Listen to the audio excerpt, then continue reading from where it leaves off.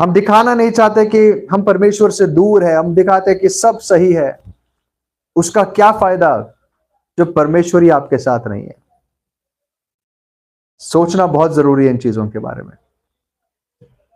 फिर प्रभु कहते हैं, देखो इस खमीर से दूर रहना क्योंकि ये बहुत खतरनाक है। लेकिन दूसरे वचन में उसका एक और लेवल पे इसके बारे में बताते हैं। पढ़िए दूसरा वचन।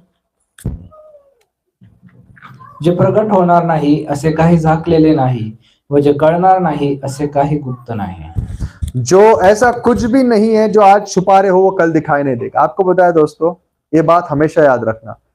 आप किसी भी चीज को कितनी भी छुपाने की कोशिश करो, अगर उससे आप कभी पश्चाताप नहीं करते और छुपाने की कोशिश करते, वो एक दिन सामने आने ही वाला है। और दो जगह आने वाला है। कई लोग सिर्फ ये मानते हैं कि अन्याय के दिन, इसके लिए लोग ज्यादा सोचते नहीं। लेकिन मैं आपको बताता हूं, कई बार ऐसे होता है जिस चीज को हम छुपाने की कोशिश करते हैं वो इसी दुनिया में लोगों के सामने आ जाती है। इसी दुनिया में। क्या दाऊद का पाप सामने आया था? कई बार होता है। जिस चीज को आप छुपाने की कोशिश करो, ऐसा नहीं है कि वो छुपी रहेगी हमेशा, वो आएगी सामने। और हाँ, न्याय के दिन तो आना ही है। न्याय के दिन तो कुछ भी कहीं पर छुपा हुआ नहीं रहेगा। न्याय के दिन जिसके पाप क्षमा नहीं हुए हैं दोस्तों, पूरी दुनिया के सामने उसके पाप खोले जाएंगे। और आपने जितना भी या मैंने जितनी भी कोशिश हम करें कि यहां हम लोगों से छुपाए, वहां भरी भरी पब्लिक में सबके सामने एक एक पाप हमारा सामने आएगी, जिसके आधार पर हमारा न्याय होगा। ऐसी कोई बात नहीं जो आज छुपी है जो कल प्रकट नहीं होगी। और इसका सलूशन क्या है, इसका जवाब क्या है? आज किसी भी चीज को मत छुपाओ, परमेश्वर से क्षमा मांगो और उन चीजों से मन फिराओ ताकि हमें कुछ छुपाने की नौबत ना आए। जब आपके पाप क्षमा हो जाते हैं ना दोस्तों, यीशु के लहू से धुल जाते हैं, तो फिर आपको छुपाने के लिए कुछ नहीं, क्योंकि वो चले गए। लेकिन जो इंसान पाप में बना रहता है और छुपा कर बैठता है, तौबा नहीं करता, उससे पश्चाताप नहीं करता, उसे लगता है कोई नहीं जानता, दोस्तों वो पाप एक दिन सबके सामने आने वाले। ऐसी कोई चीज नहीं जो छुपी है लेकिन प्रकट नहीं होंगी। तीसरा वचन क्या कहता है? जे काही तुम्ही अंधारात बोलाल ते उजेडात ऐकण्यात येईल आणि जे तुम्ही आतल्या कोठड्यात कानी सांगितले असेल ते धाब्यावर गाजवले जाईल। इसके लिए अंधार में, अंधेरे में और अपनी कोठरी में ऐसी कुछ भी मत बोलो जो आपको बाहर बोलने में शर्म आता हो।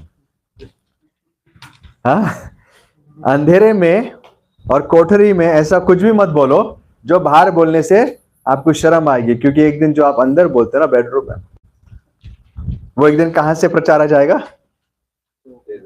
चौक पे। और मैंने बोला ये यहां पर परमेश्वर का होने देता और वहां भी होने देता है।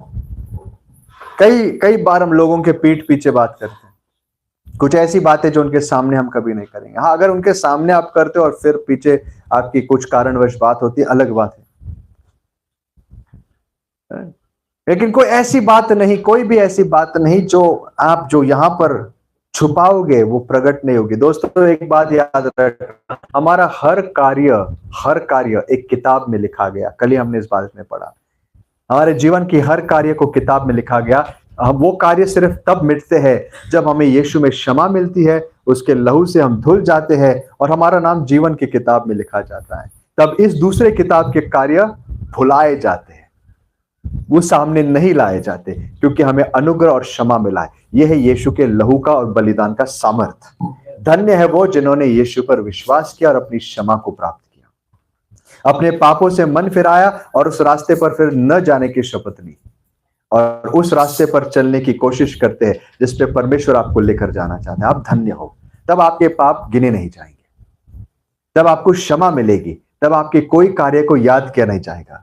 परमेश्वर कहता है मैं तुम्हारे पापों को एक ऐसे समुद्र में डाल दूंगा जिसमें से उसको निकालना असंभव होगा, जहां से उसको याद करना असंभव होगा। लेकिन अगर आप उन पापों में बने रहते हो और आज कितनी भी उसको छुपाने की कोशिश करो, एक दिन उसमें से हर एक पाप आपके सामने लाया जाएगा। और इसीलिए हमारे जीवन के बारे में सोचना बहुत जरूरी है।